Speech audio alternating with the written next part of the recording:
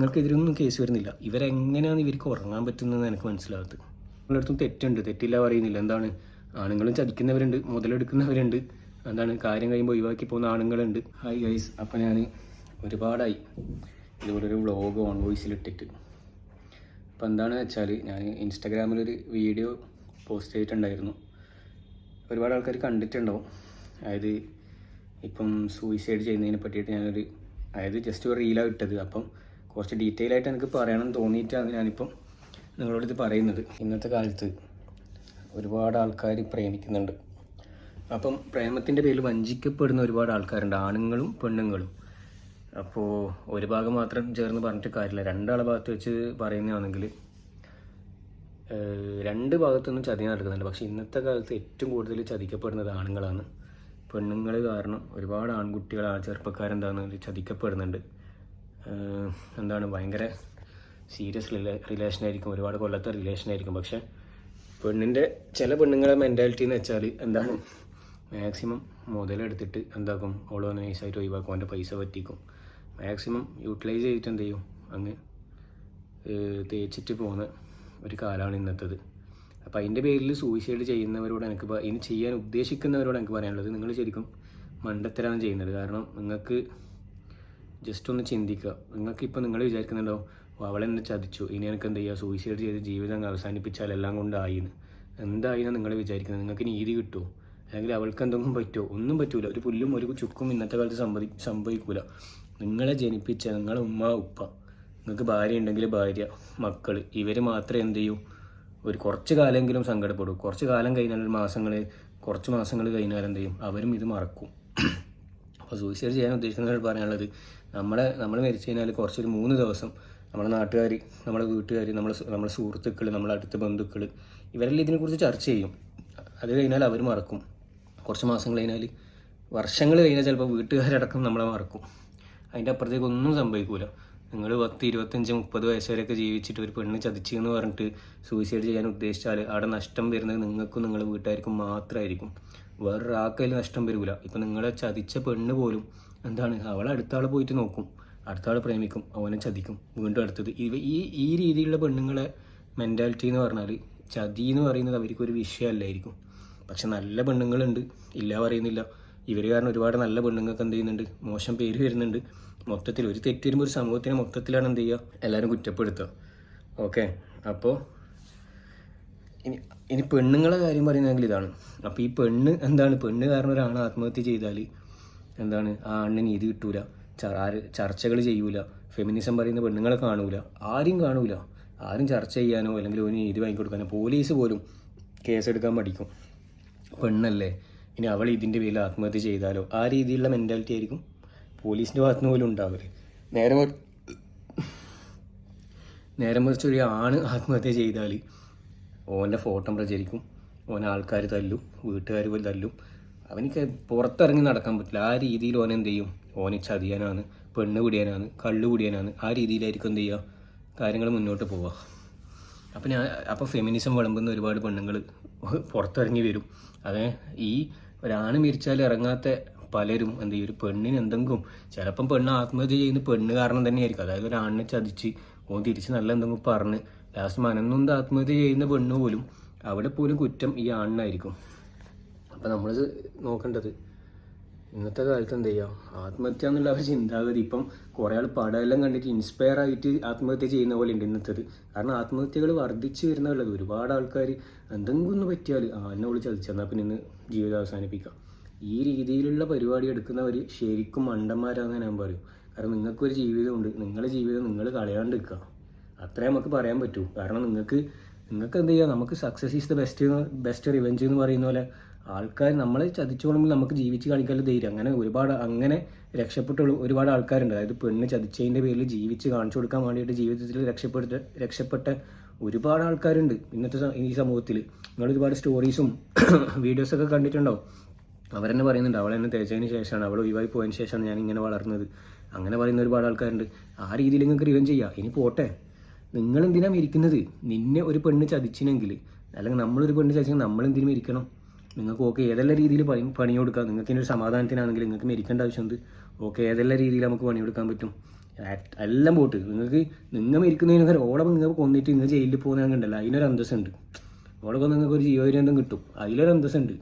കാരണം ഓള് ജീവിച്ചിട്ട് കാര്യമില്ല പിന്നെ. കാരണം നമ്മളിപ്പോൾ ഒരു പെണ്ണ് ചതിച്ചാൽ ഓളെന്ത് ചെയ്യും, അടുത്ത ആളെ നോക്കും, ഓളെ വീട്ടുകാരെല്ലാം മറക്കും, വീട്ടുകാരെല്ലാവരും ഓക്കെ വേണമെങ്കിൽ സപ്പോർട്ട് കൊടുക്കും. കാരണം ഓളിനി ജീവിതം അവസാനിപ്പിച്ചാലോ വിചാരിച്ചിട്ട്. കാരണം ഓള് ജീവിച്ചിട്ട് ഒരു കാര്യമില്ല. കാരണം നിങ്ങൾ ആലോചിച്ച് നോക്കി, ഇവളൊക്കെ കല്യാണം കഴിക്കുന്നതിൻ്റെ അവസ്ഥ ആലോചിച്ച് നോക്കിയാൽ ഒരു ചെക്കൻ്റെ ജീവിതം കളഞ്ഞ് ഓൻ്റെ ഫാമിലിനെ ഇല്ലാണ്ടാക്കിയിട്ട് ഓള് വീണ്ടും ഒരു കല്യാണം കഴിക്കുക, അല്ലെങ്കിൽ വേറൊരുത്തിൻ്റെ ഒപ്പം പോവുക. എന്ത് ധൈര്യത്തിലാണ് ഈ ചെക്കന്, ചിലപ്പോൾ ഇതൊന്നും അറിയാത്ത ചെക്കനായിരിക്കും ഇവനെ കല്യാണം കഴിക്കുന്നെങ്കിൽ എന്ത് ധൈര്യത്തിലാണ് ഇവളെപ്പരം ജീവിക്കാൻ പറ്റുക? നാളെ ഇവിടെ ഓനെയും കൊല്ലൂലേ? അല്ലെങ്കിൽ ഇവന് ഇല്ലാത്ത ടൈമിൽ ഇവള് ഓനെ ചതിക്കൂലേ, വേറൊരുത്തിൻ്റെ ഒപ്പം പോകൂലേ? പെണ്ണിൻ്റെ വിഷയത്തിൽ ഇതാണ്. ഇതുപോലെ ആണുങ്ങളുടെ അടുത്തും തെറ്റില്ല പറയുന്നില്ല. എന്താണ്, ആണുങ്ങളും ചതിക്കുന്നവരുണ്ട്, മുതലെടുക്കുന്നവരുണ്ട്. എന്താണ്, കാര്യം കഴിയുമ്പോൾ ഒഴിവാക്കി പോകുന്ന ആണുങ്ങളുണ്ട്. അപ്പോൾ ഞാനിപ്പോൾ ഒരു ഭാഗം മാത്രം ചേർന്ന് പറയുന്നത് ഇതിലാരും പറയാൻ പാടില്ല. രണ്ട് ഭാഗം പറയുന്നതാണെങ്കിൽ 95% പെണ്ണുങ്ങളാണ് ഇപ്പം ചതിക്കുന്നത്. 5% മാത്രമേ എന്തെങ്കിലും ആണുങ്ങളെ ഭാഗത്തും ചതി വരുന്നുള്ളൂ. അപ്പോൾ എന്ത് ചെയ്യുക, 2 പേർക്കും കുടുംബമുണ്ട്, ഉമ്മയുണ്ട്, ഉപ്പയുണ്ട്, ഫാമിലി ഉണ്ട്. എന്നിട്ടും നിങ്ങളെന്താണ് ഇതൊക്കെ ഉണ്ട് എന്ന് പറഞ്ഞിട്ട് നിങ്ങളെല്ലാം ഒരു നിമിഷത്തെ നമ്മളെ മനസ്സിൻ്റെ ഒരു ചാഞ്ചാട്ടായിരിക്കും അപ്പം ജീവിതം അവസാനിപ്പിക്കുക. നിങ്ങൾ അങ്ങനെ അവസാനിച്ചാൽ നിങ്ങൾക്കാണ് നഷ്ടം, നിങ്ങൾക്കും നിങ്ങളുടെ ഫാമിലിക്കും മാത്രമാണ്. നിങ്ങൾക്ക് ചിലപ്പോൾ നല്ലൊരു ലൈഫ് വേറെ ഉണ്ടാവും. ഒരു പെണ്ണ് പോയാലും 100 പെണ്ണ് വേറെ വരും, ഒരു ചെക്കൻ പോയാലും 100 ചെക്കൻ വേറെ വരും. അത്രയേ ഉള്ളൂ. അത് ആ രീതിയിൽ എടുക്കണം. ഇനി എത്ര ഒരു വലിയ റിലേഷൻ നമ്മൾ എന്ത് ചെയ്യാൻ പാടില്ല, തലമ കയറ്റി വെക്കാൻ പാടില്ല.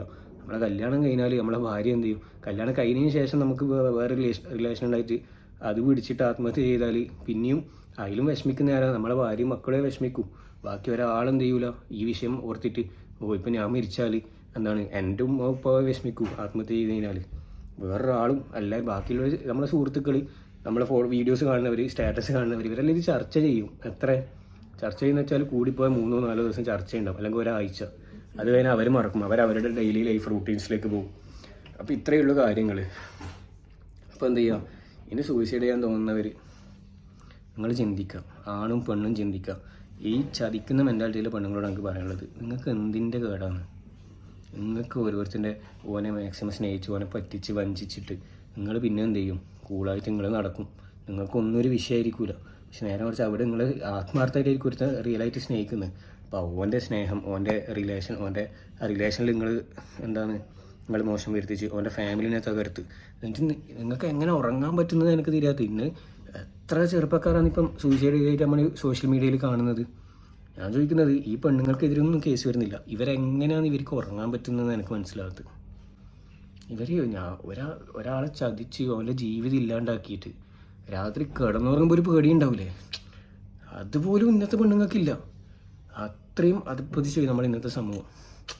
അപ്പോൾ എന്ത് ചെയ്യാം, പെണ്ണുങ്ങൾ പറയാനുള്ളത്, നിങ്ങൾ എത്ര ഇത് കാണുന്നുണ്ട്, നിങ്ങൾക്ക് എന്തൊരു സുഖമാണ് ഈ ഒരു ചതിവിൽ നിങ്ങൾക്ക് കിട്ടുന്നത് എനിക്ക് മനസ്സിലാകുന്നില്ല. അപ്പം സൂയിസൈഡ് ചെയ്യാൻ ഉദ്ദേശിക്കുന്ന ഓരോ ആണുങ്ങളോടും ഓരോ പെണ്ണുങ്ങളോടും പറയാനുള്ളത്, നഷ്ടം നിങ്ങൾക്ക് മാത്രമാണ്, വേറൊരാൾക്കും ഇത് നഷ്ടം വരില്ല, ഒരാളും സങ്കടപ്പെടില്ല. നിങ്ങൾക്ക് നിങ്ങളെ ഈ 21, 25, 30 വയസ്സ് വരെ നിങ്ങൾ ജീവിച്ച ജീവിതം, നിങ്ങൾ ചിലവാക്കിയ പൈസ, നിങ്ങളെ എക്സ്പെൻസ്, ഇതെല്ലാം ആയിരിക്കും വെറുതെ പോയി. വേറെ ഒന്നും നിങ്ങൾക്ക് അവിടെ ഉണ്ടാകാൻ പോകുന്നില്ല. അപ്പം നിങ്ങളെല്ലാം എന്ത് ചെയ്യുക, ഒന്ന് ചിന്തിക്കുക ഇങ്ങനത്തെയൊക്കെ എടുത്തുചാട്ടത്തിലേക്ക് പോകുമ്പോൾ. കാരണം ഇപ്പം +1 10ാം ക്ലാസ് പഠിക്കുന്ന പിള്ളേരടക്കം എന്ത് ചെയ്യുന്നുണ്ട്, സൂയിസൈഡ് ചെയ്യുന്നുണ്ട്. എന്തിൻ്റെ പേരിൽ? ഇവർക്കൊക്കെ എന്തറിഞ്ഞിട്ടാണ് ഇവർ ചെയ്യുന്നത് നമുക്ക് മനസ്സിലാകുന്നില്ല.